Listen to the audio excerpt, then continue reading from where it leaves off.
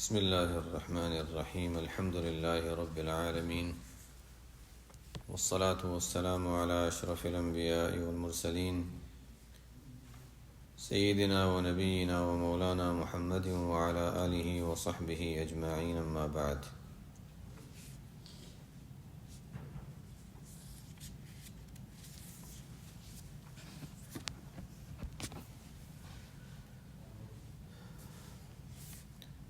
ربما فتح لك باب الطاعة وما فتح لك باب القبول وقضى عليك بالذنب فكان سببا في الوصول.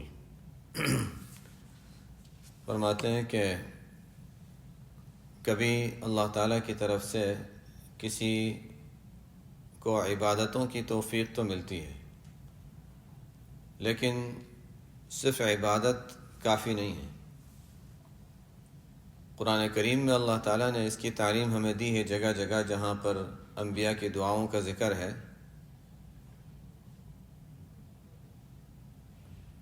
عبادت کا ذکر ہے اور ساتھ میں قبولیت کا ذکر ہے. کون سی دعا ہے؟ ان اعمل صالحا ترضاہ، ان اعمل صالحا ترضاہ اور ادخلنی برحمتک فی عبادک الصالحین. صرف نیک اعمال کافی نہیں ہے، بلکہ نیک اعمال کے ساتھ ترضا، اللہ کی رضا اور قبولیت بھی ضروری ہے. اسی طرح فرماتے ہیں کہ کبھی اللہ تعالیٰ کسی کو عبادتوں کا خوب ذوق دیتے ہیں، یہ بھی کر رہے ہیں وہ بھی کر رہے ہیں، مختلف عبادات کر رہے ہیں، عبادتوں کا ذوق ہے اور وہ کر بھی رہا ہے. فتح لک باب الطاعہ، فتح لک یعنی کثرت سے عبادت. ابلیس کا واقعہ مشہور ہی ہے کہ وہ بہت بڑا اس زمانے میں عبادت گزار تھا، لیکن فتح لک باب الطاعہ وما فتح لک باب القبول، لیکن قبولیت نہیں ہوتی. اللہ تعالیٰ کا نظام ہے. یعنی عام طور پہ ایسا ہوتا نہیں، عام طور پہ ایسا ہوتا نہیں کہ انسان یعنی پریشانی ہو جائے کہ پتہ نہیں، لیکن بس بہرحال یہ ہے کہ ڈرتے رہنا چاہیے. یہ سبق دیا گیا ہے جس کو ہم بار بار پڑھتے ہیں کہ قرآن کریم میں اللہ تعالیٰ نے فرمایا، جہاں وہ آیت ہے والذین یؤتون ما آتوا وقلوبهم وجلہ، پہلے تذکرہ آیا ہے کہ جو نیک اعمال کر کے بھی ڈرتے ہیں کہ پتہ نہیں اللہ تعالیٰ کے یہاں قبول ہوگا یا نہیں. وَأَنْ عَمَلَ صَالِحًا تَرْضَاهُ، دعا اللہ تعالیٰ سے مانگی جا رہی کہ یا اللہ اعمال صالحہ اور اس کے ساتھ قبولیت بھی ہو تیری طرف سے. تو فرماتے ہیں کبھی ایسا ہوتا ہے، یعنی سکھانا یہ چاہ رہے ہیں کہ اپنی نیکیوں پر کہیں اعتماد کر کے نہ بیٹھ جاؤ. کبھی کبھی اللہ تعالیٰ فتح لک باب الطاعہ، کبھی عبادتوں کا دروازہ اللہ تعالیٰ کے لیے کھول دیتے ہیں کہ خوب عبادتیں انسان کرتا ہے، لیکن وما فتح لک باب القبول، لیکن قبولیت نہیں ہوتی اس میں.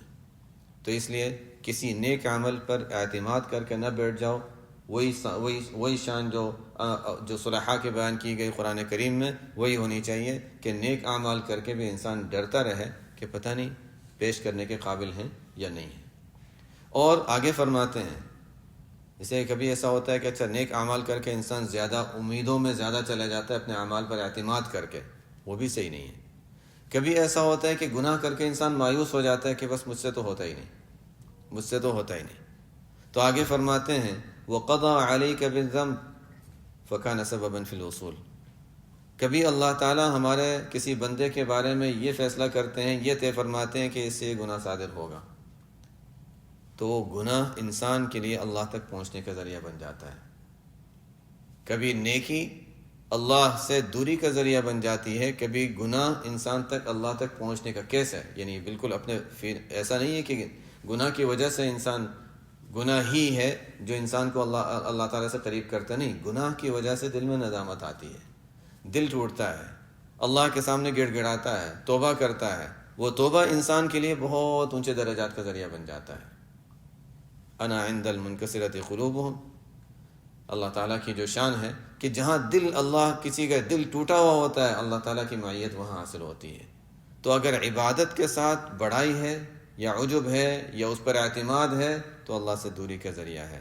گناہ کے ساتھ دل میں عاجزی ہے، اللہ کے سامنے گڑ گڑانا ہے، اللہ تعالیٰ کو یہ صفت پسند ہے، گڑ گڑانا پسند ہے، اللہ کے سامنے مانگنا پسند ہے، توبہ پسند ہے.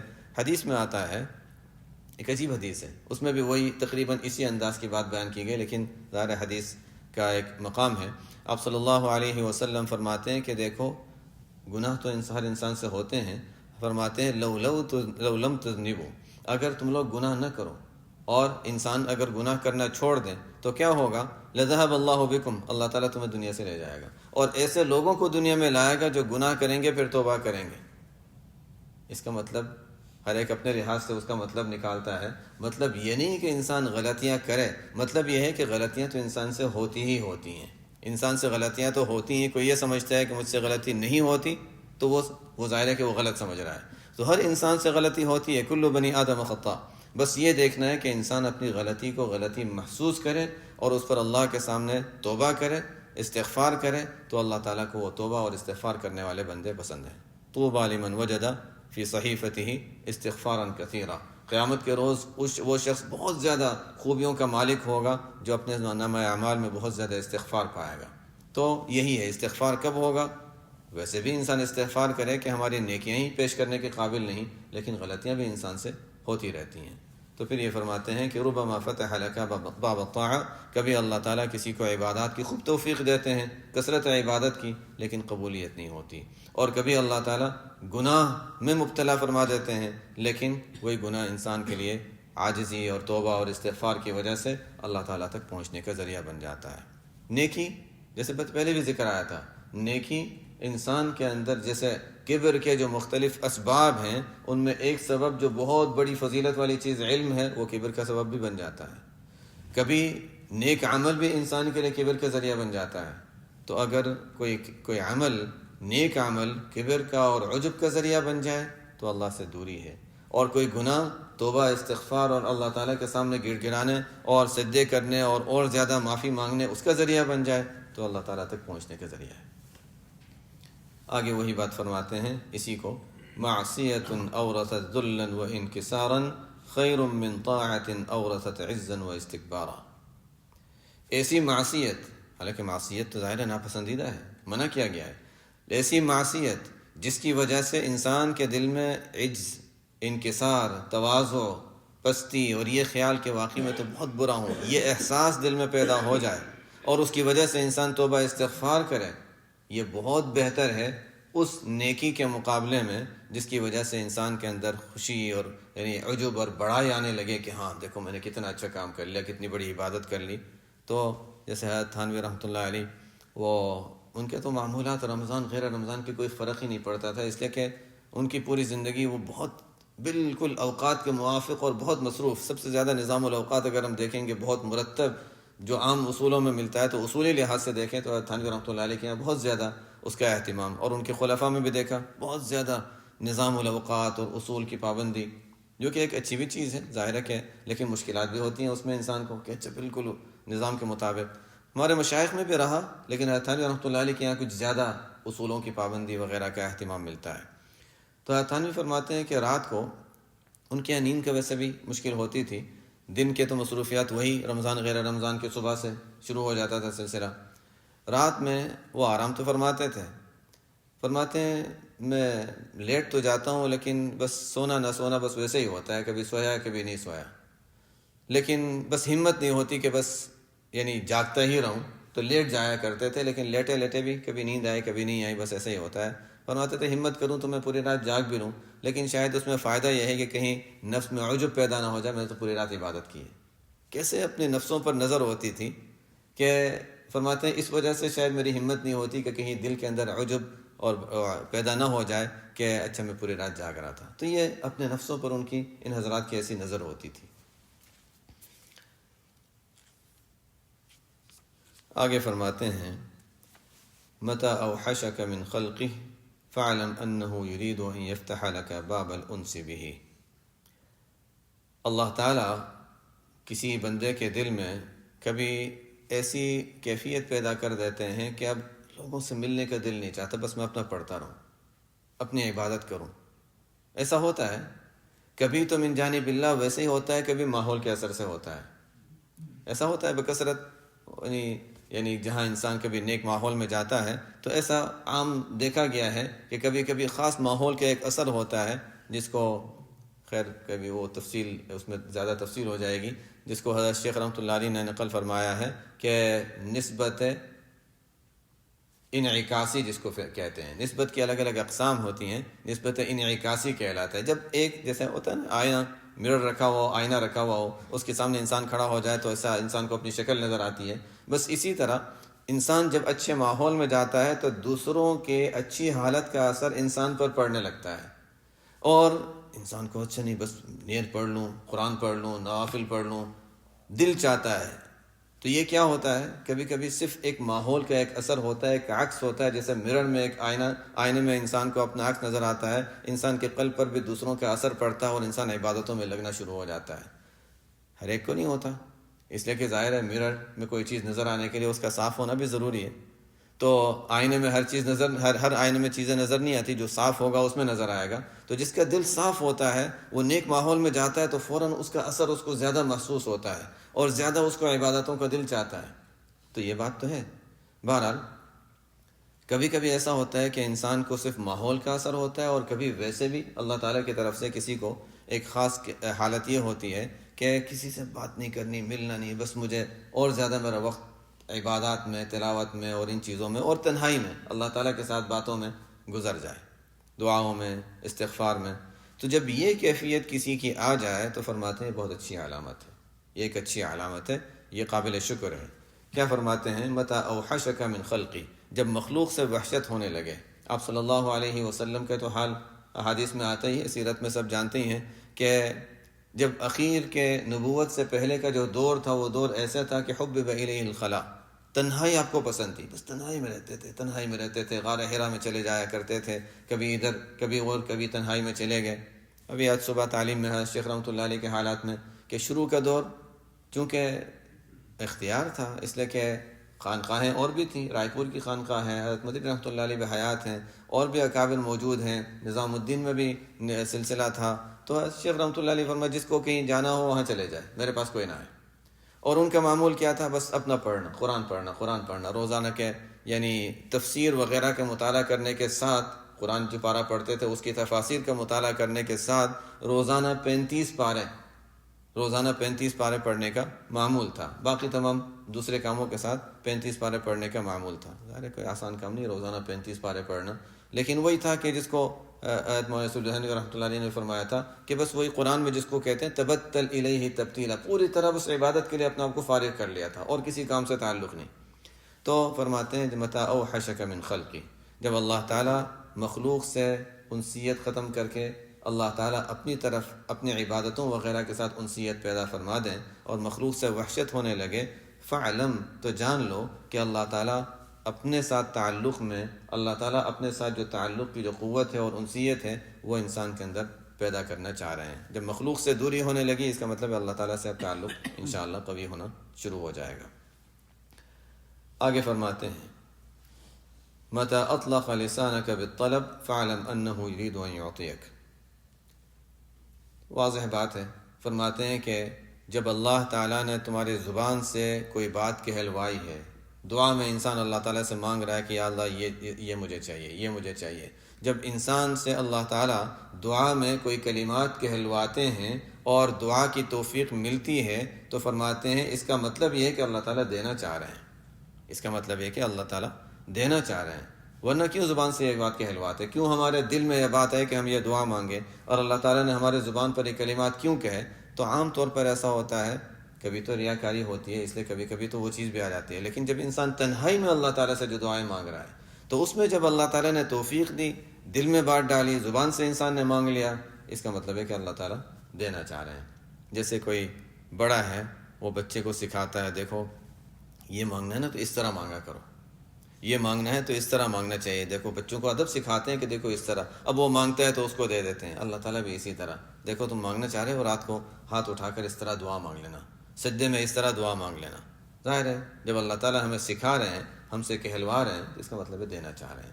اس کا مطلب کیا ہوا کہ مانگنا چاہیے، اللہ تعالیٰ سے مانگنا چاہیے. یہی صحابہ رضی اللہ عنہم کی شان تھی کہ آپ صلی اللہ علیہ وسلم نے جب دعا کی تاکید فرمائی اور آپ صلی اللہ علیہ وسلم نے فرمایا کہ دیکھو دعا تو ایسی چیز ہے کہ ہر صورت میں فائدہ ہی فائدہ ہے، جو مانگا وہی مل گیا، فوراً مل گیا تو فائدہ ہی ہے، اس لیے کہ وہی انسان چاہ رہا تھا.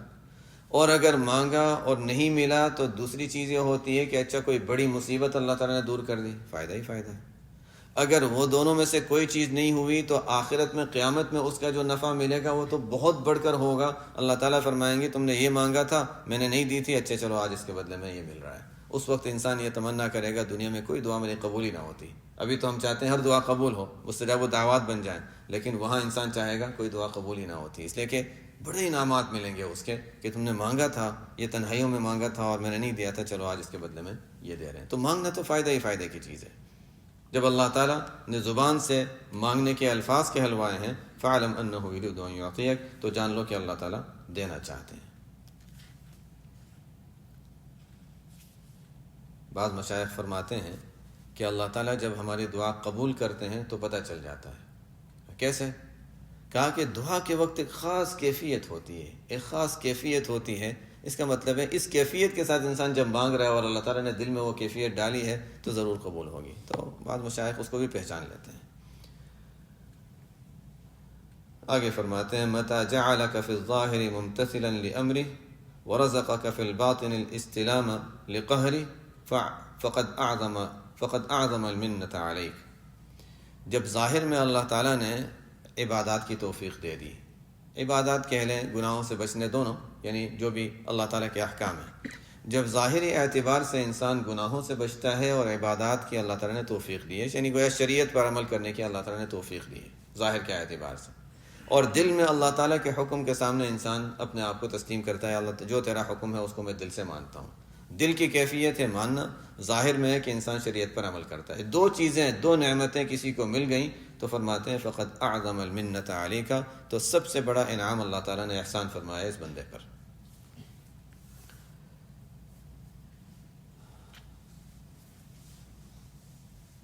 فرماتے ہیں لا یستحقر الورد الا جہول۔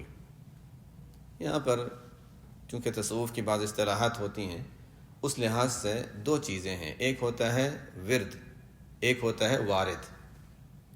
تصوف کی اصطلاح میں ایک ورد کہلاتا ہے، ایک وارد کہلاتا ہے۔ ورد کا مطلب ہے انسان تسبیحات پڑھ رہا ہے، اعمال کر رہا ہے، نمازیں پڑھ رہا ہے، یہ سب ورد ہیں، یہ سب اوراد کہلاتے ہیں۔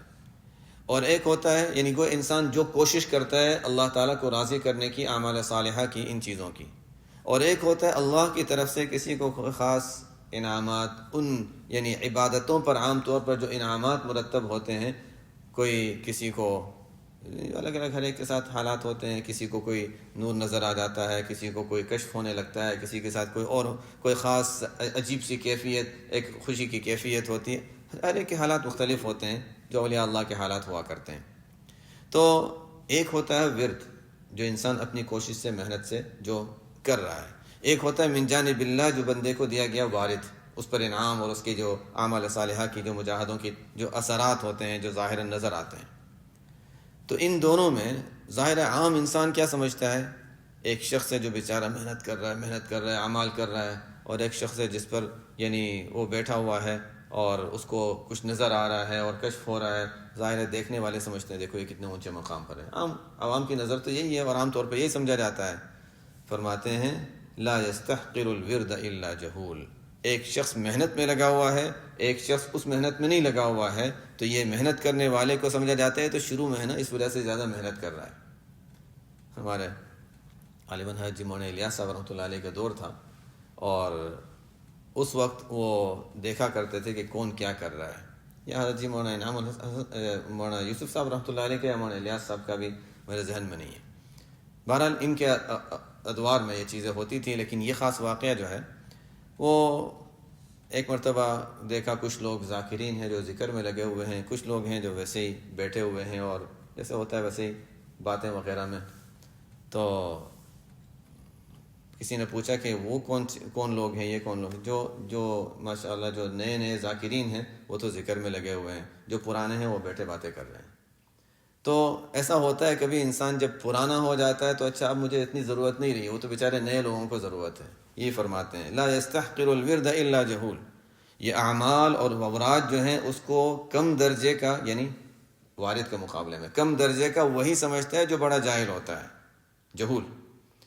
اس لیے کہ فرماتے ہیں کہ یہ اللہ کی طرف سے جو وارد ہے وہ تو دنیا میں بھی بعضوں کو مل جاتا ہے، آخرت میں تو سب کو ملنے والا ہے نا، کرامات اور عجیب چیزیں اللہ تعالیٰ آخرت میں جو دیں گے، تو آخرت میں بھی ملنے والا ہے، وہ تو دنیا میں ختم ہونے والی چیز نہیں ہے، اس کی کوئی لمٹ نہیں ہے، وہ تو آگے بھی جاری رہنے والا ہے، تو اس کے لیے تو ٹائم ہے ابھی۔ اور ورد جو ہے وہ صرف دنیا کے لیے ہے، وہ آخرت میں نہیں ہوگا، وہ تو صرف دنیا کے لیے ہے۔ تو فرماتے ہیں کہ الوارد یوجد فی الدار الاخرہ، وارد تو آخرت میں بھی ہوگا، تو وہ تو بعد میں بھی اس کا موقع ملنے والا ہے۔ اور والورد ینطوی بانطواء هذه الدار، اور ورد اور اعمال صالحہ کرنے کا سلسلہ، یہ دنیا ختم ہوگی، اعمال کا سلسلہ ختم ہو جائے گا، دنیا دار العمل ہے، وہ ختم ہو جائے گا، پھر وہ باقی وارد وغیرہ کے امور تو بعد میں بھی چلتے رہیں گے۔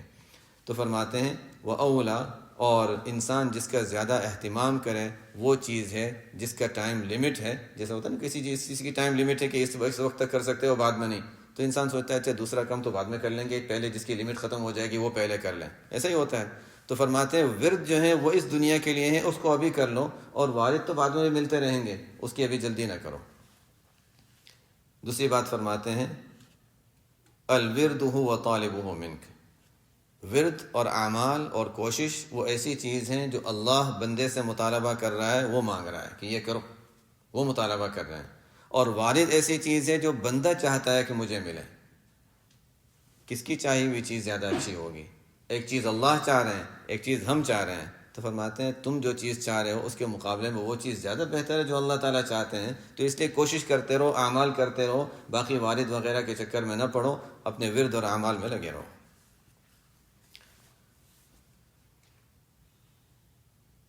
لما علم الحق منك وجود الملل لون لك الطاعات، انسان کا ایک مزاج ہے کہ انسان ایک چیز کو جب کرتا ہے تو اس سے تھک جاتا ہے، اکتا جاتا ہے۔ ایک ہی چیز جب تلاوت کر رہا ہے، کرتے کرتے کرتے کرتے بعض لوگ 1 گھنٹے میں تھک جاتے ہیں، بعض لوگ 2 گھنٹے میں تھک جاتے ہیں، اچھا اس کے بعد تھوڑا سا کچھ اب تھوڑا سا بدلنا چاہیے۔ انسان کی ایک مزاج ہوتا ہے، یہ تو ایک مثال ہے، کوئی ایک عمل کر رہا ہے، تھوڑی دیر میں اچھا اس سے تھک گیا۔ بلکہ حضرت مولانا ادریس صاحب کاندھلوی رحمۃ اللہ علیہ، ان کا علمی ہی مشغلہ تھا، علمی ہی مشغلہ تھا، کیسی عجیب عجیب کتابیں لکھی ہیں انہوں نے۔ سیرت مصطفیٰ لکھ رہے تھے تو سیرت مصطفیٰ لکھتے ہوئے تلاش کر رہے ہیں، ادھر تلاش کر رہے ہیں، ادھر تلاش کر رہے ہیں، مختلف چیزیں، اور کئی کتابوں کے مصنف ہیں۔ سیرت میں ان کی کتاب بہت معتمد کتاب سمجھی جاتی ہے، سیرت مصطفیٰ کے نام سے۔ کسی نے کہا کیا تلاش کر رہے ہیں؟ فرمایا میں براق کو تلاش کر رہا ہوں۔ آپ صلی اللہ علیہ وسلم جب تشریف لے گئے تھے تو مکہ مکرمہ سے جب تشریف لے گئے تھے مسجد اقصیٰ تک، براق وہاں رکھا، اس کے بعد پھر اوپر جاتے ہوئے براق کہاں گیا؟ براق پر بیٹھ کر گئے تھے یا وہ تو سیڑھی لگائی گئی تھی؟ تو براق کو میں تلاش کر رہا ہوں کہ وہ کہاں گیا اس کے بعد، تو اس کو میں تلاش کر رہا ہوں، کسی کو مجھے حوالہ نہیں مل رہا ہے کہ وہ براق کا معاملہ کیا ہوا۔ بس اس طرح تھا، وہ تلاش کرتے رہتے تھے، کتابوں میں لگے رہتے تھے۔ فرماتے ہیں کہ میں ایک کتاب اور ایک عنوان سے کبھی تھوڑا سا تھک جاتا ہوں تو الگ الگ کونوں میں الگ الگ انہوں نے وہ رکھے ہوئے تھے۔ ایک کونا ہے جہاں سیرت پر کام ہو رہا ہے تو وہاں وہ کتابیں رکھی ہوئی ہیں اور سیرت کی کتاب سیرت مصطفیٰ لکھ رہے ہیں۔ ایک کونا ہے وہاں پر تفسیر کے متعلق کتابیں لکھی ہیں۔ فرماتے ایک عنوان سے کبھی تھک جاتا ہوں تو وہاں جا کر بیٹھ جاتا ہوں، اچھا اب تفسیر پہ کام کرنا شروع کر دیتا ہوں۔ اس سے تھک جاتا ہوں، حدیث پہ جا کر کام کرنا شروع کر دیتا ہوں۔ تو ایک انسان کا مزاج ہوتا ہے، ایک عنوان سے کبھی کبھی تھک کر اچھا ٹھیک ہے اب دوسری چیز میں لگنا ہے۔ اور یہ اسی مزاج کی وجہ سے ہمیں بہت سی چیزیں ہم دیکھتے ہیں کہ ہماری زندگی میں اچھا تھوڑی دیر یہ کرنا ہے، اچھا اس کے بعد پھر یہ کرنا ہے، پھر تھوڑی دیر کے بعد یہ کرنا ہے، بدلتے رہتے ہیں تاکہ انسان ایک چیز سے تھک نہ جائے، اکتا نہ جائے۔ یہ انسان کا مزاج ہے۔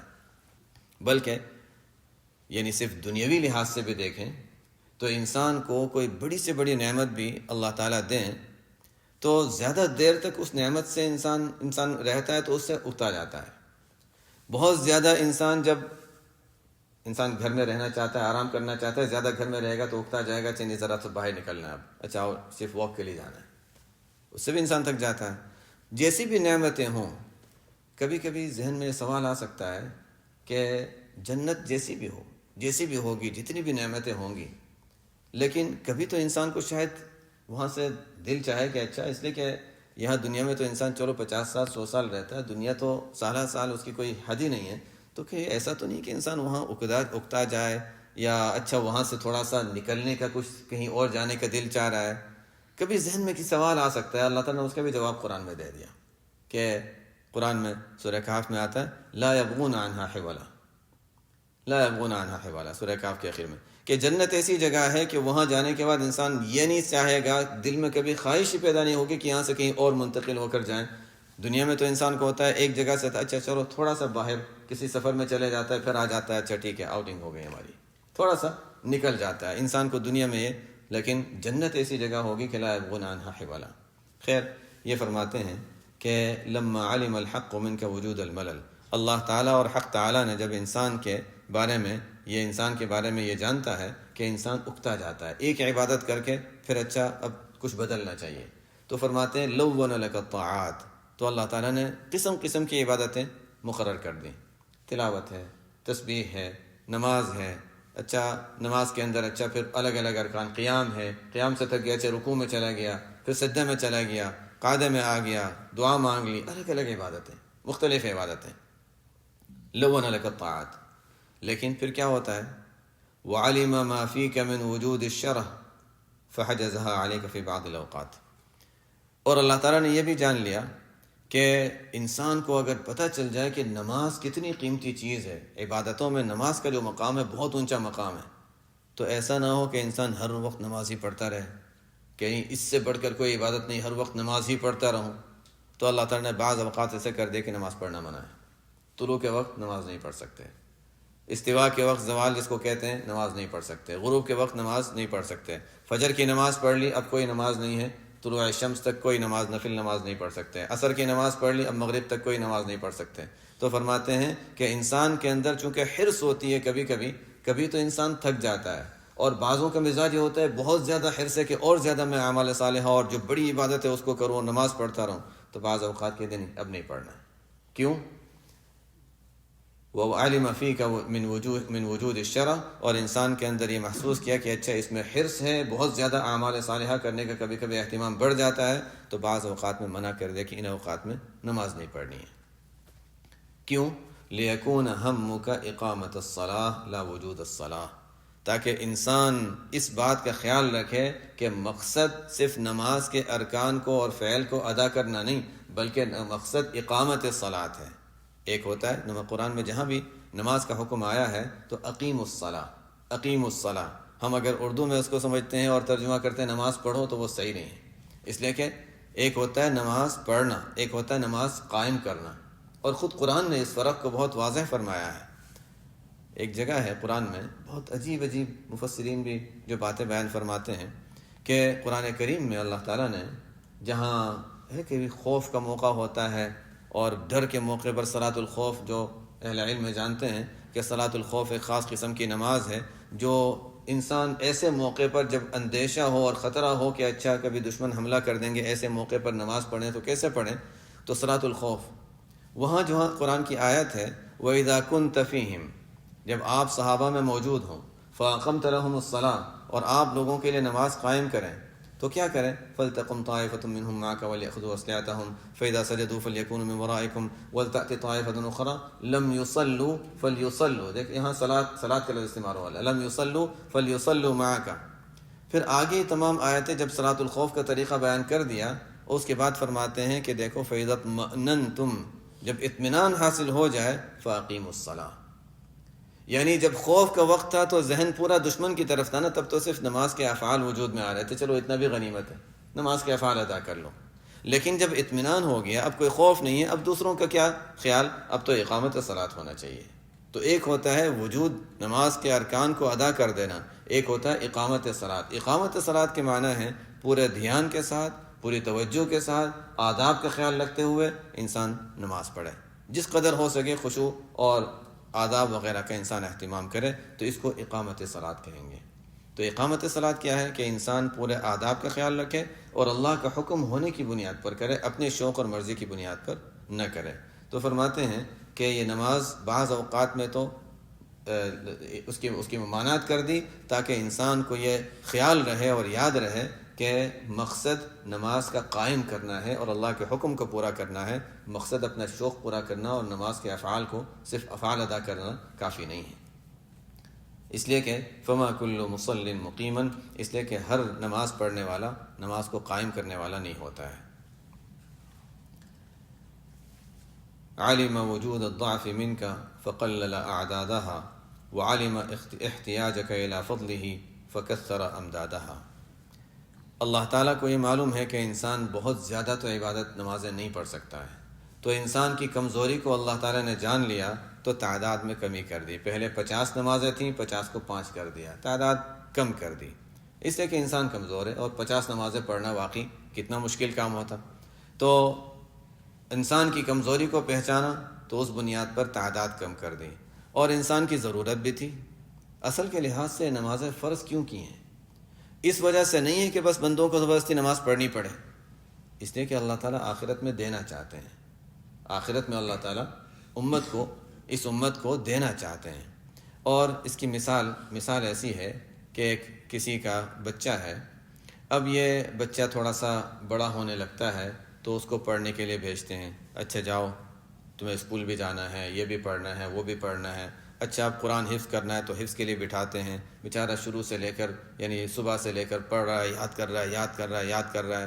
کوئی اس کے والدین کو کہ کیوں مشقت میں ڈال رہے ہو اس کو، کیوں تکلیف میں ڈال رہے ہو؟ نہیں، تکلیف اسی کی راحت کے لیے ہے، اسی لیے ہے تاکہ وہ آگے جا کر حافظ قرآن بنے گا، اس کے سینے میں قرآن محفوظ ہوگا۔ تو ظاہر ہے کہ والدین جو بچوں کو جو پڑھانے کے لیے بھیجتے ہیں اور محنت کراتے ہیں اور خود جو ان کے پیچھے محنتیں کرتے ہیں، یہ سب کیوں ہوتا ہے؟ انہی کی خیر کے لیے ہوتا ہے، والدین کی اصل نہیں، اصل تو بچوں اولاد ہی کی خیر کے لیے کیا جاتا ہے۔ اسی طرح اللہ تعالیٰ نے ہم پر جو نمازیں فرض فرمائی ہیں، جو عبادتیں فرض فرمائی، اسی لیے کی ہیں تاکہ ہمیں اس کے بدلے میں انعامات ملیں۔ اللہ تعالیٰ کو تو کچھ نہیں مل رہا، تو اسی لیے ہیں تاکہ اس کے بدلے میں آخرت میں انعامات ملیں۔ اور بعض جیسے عشاء کی نماز پہلی امتوں میں کسی کو نہیں دی گئی، یہ صرف اس امت کی خصوصیت ہے عشاء کی نماز۔ یعنی میں اس لیے کہہ رہا ہوں کہ کبھی کبھی ذہن میں بعضوں کے عوام کی طرف سے سوال کہ اچھا پہلی امتوں میں آسانی تھی لیکن ان کے درجات بھی تو کم تھے، تو اگر اللہ تعالیٰ عشاء کی نماز ہمارے ذمہ مثلا فرض نہ فرماتے ہوتا، اچھا جو پڑھے گا اس کو فضیلت ملے گی، نہ پڑھنا چاہو تو کوئی بات نہیں، ہمارے لیے ہے تو ہمارے اوپر لازم نہیں ہوتا تو ہم نہیں کرتے۔ جیسے تہجد کا حال ہے وہی حال عشاء کا ہو جاتا۔ تو اللہ تعالیٰ کو ہماری کمزوری بھی معلوم تھی، اس لیے فرمایا کہ اگر فرض نہیں کروں گا تو یہ نہیں کریں گے، اس لیے فرض ہی کر دیتے ہیں۔ اللہ تعالیٰ نے فرض فرما دیا تو فرمایا کہ علم وجود الضعف منک فقلل اعدادها، انسان کی کمزوری کو اللہ تعالیٰ نے جان لیا تو اس لیے تعداد تو کم کر دی، 50 نہیں کی، 5 ہی نمازیں کی، لیکن وعلم احتیاجک الی فضلہ، اور یہ بھی اللہ تعالیٰ جانتے تھے کہ اس کو ضرورت پڑے گی آخرت میں، نیکیوں کی ضرورت ہوگی، اور اگر یعنی 50 کی نیکیوں کی ضرورت ہے لیکن اس پر نمازیں 5 فرض کر رہا ہوں، اچھا چلو ٹھیک ہے فضیلت 50 کی دے دو اس کو، چونکہ اس کی ضرورت ہے اور اس کو آخرت میں بڑی ضرورت ہوگی، تو چلو 5 ہی نمازیں لیکن 5 نمازوں میں فضیلت 50 کی دے دیتے ہیں۔ وعلم احتیاجک الی فضلہ فکثر امدادها، تو عطا اللہ کی طرف سے زیادہ ہے، ثواب زیادہ ہے، لیکن تعداد اللہ تعالیٰ نے کم کر دی۔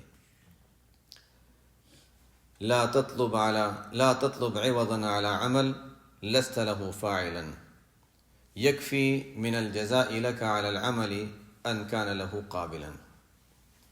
فرماتے ہیں کہ انسان جو عمل اور نیکی کر رہا ہے، جو بھی نیک عمل کر رہا ہے، اس مہینے میں ہو یا عام حالات میں ہو، نمازیں انسان پڑھتا ہے، جو نیک عمل کرتا ہے وہ اللہ کی توفیق سے ہے، انسان کا اس میں کوئی کمال نہیں۔ یہ تو بار بار انہوں نے سمجھا دیا۔